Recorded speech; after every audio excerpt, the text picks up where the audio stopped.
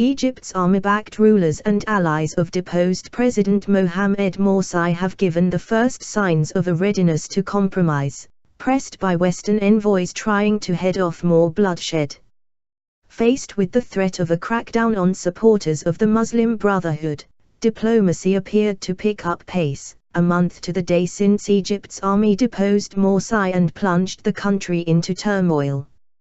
Recognizing for the first time the strength of popular protest against his one-year rule, Morsi's allies said on Saturday they respected the demands of millions who took to the streets before his overthrow. Also on Saturday, interim Foreign Minister Nabil Fahmy offered an open invitation for all groups to take part in a roadmap for reconciliation, but first called for an end to violence.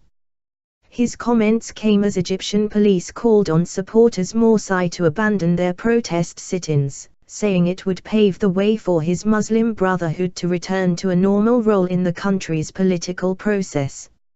However, Morsi's backers have vowed to continue protesting until he's reinstated. Speaking at a round-table meeting with journalists at the Foreign Ministry, Fahmy said, "We cannot truly achieve reconciliation, no matter how hard we try, if there is a continuation of incitement of violence or a continuation of violence out on the street." Meanwhile, backers of Morsi on Saturday carried on with their weeks-long rallies in two encampments in Cairo. Tarek El-Molt, a spokesperson for the pro-Morsi bloc, said on Saturday his group wanted a solution that would respect all popular desires, while rejecting any role for the army chief Abdel Fattah al-Sisi, who led the overthrow of Morsi, in any political deal. El-Molt said that these messages have been given at talks on Saturday in Cairo with U.S. Deputy Secretary of State William Burns and European Union Envoy Bernardino Leon. Turning backs on Egyptians. Army Chief Sisi, meanwhile, urged the U.S. to use its leverage over the Muslim Brotherhood to end a political crisis that has killed scores over the past month. He also told the Washington Post newspaper on Saturday that he did not aspire for authority. Sisi, in that interview, also accused U.S. President Barack Obama's administration of failing to properly support Egypt, despite the threats of civil war. "You left the Egyptians. You turned your back on the Egyptians, and they won't forget that," Sisi was quoted as saying. "Now you want to continue turning your backs on Egyptians."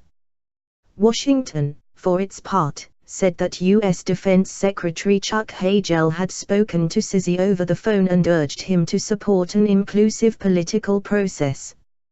General al-Sisi assured Secretary Hagel that Egyptian authorities were working toward a process of political reconciliation, Pentagon spokesman George Little said.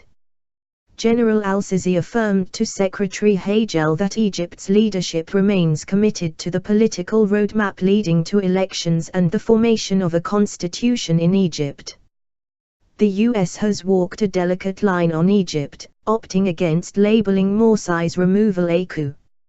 On Thursday, John Kerry, the U.S. Secretary of State, said Egyptian military was restoring democracy in ousting Morsi, the strongest U.S. show of support to the Egyptian army since July 3. Kerry still maintained that all parties needed to work toward a peaceful and inclusive political resolution of the crisis. Already more than 280 people have been killed in violence since Morsi was deposed. The bloodiest incident took place last week, when more than 80 pro-Morsi supporters were killed in clashes with police near the sit-in at Rabaa al-Adawiyya Mosque, a key protest site in Cairo.